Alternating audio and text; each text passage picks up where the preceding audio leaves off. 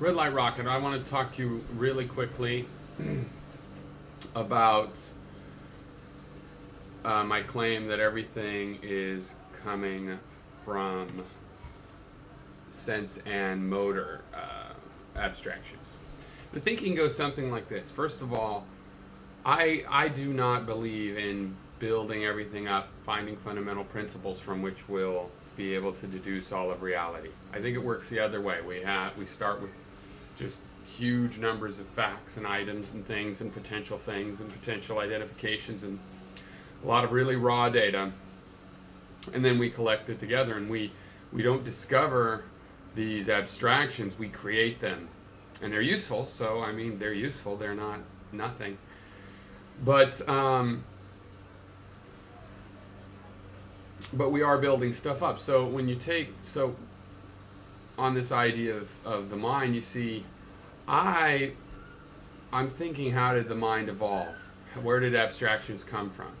I'm not looking for a principle of abstraction to describe that. I'm looking for an evolutionary explanation.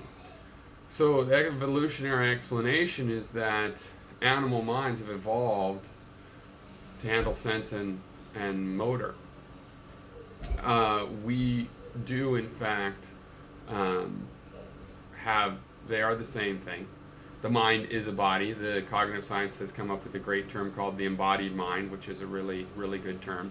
Mind itself is a body. The distinction is more in the abstractions of the sensory information is input, right? Motor function is where we get to exercise what we call will. It doesn't really matter if there really is free will or if it's unfree, or any of those questions are interesting. They matter, in the big picture, but they don't matter in terms of whether or not there's a phenomena that we call will. We have evolved in order to be able to move our bodies and to sense things. So when you ask, what does the sense of sight do to our reasoning, we see all the abstractions that we use are metaphors from the senses or or motor experiences. So for example, when we say we see trouble up ahead, that's a metaphor. We're applying a visual domain to time. When we say that it's ahead, we're also applying a spatial metaphor to time. So yes, it does matter what senses are your primary senses, and it does make a difference. If you say, I see what you mean, is different from I hear what you mean. I feel you, and I feel the truth of what you mean. These are all slightly different. We take them as synonymous, and by our definition of synonymous they are, but in a philosophical context, they're different. In a cognitive science context, they're very different, because they're different framings, and that will imply different ways of thinking later on.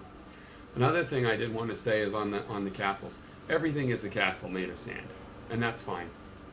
You can live in castles made of sand. Sometimes you can fortify your castle, and even though it's made of sand, that sand has been turned into concrete, and it lasts 1,000 years.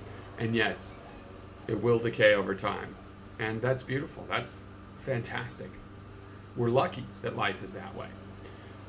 Some idea where the ideas were permanent, it wouldn't be the beautiful world that we want, because we love ideas and we love the romance of some idea that's that pure or that true. The fact is, ideas can be that beautiful.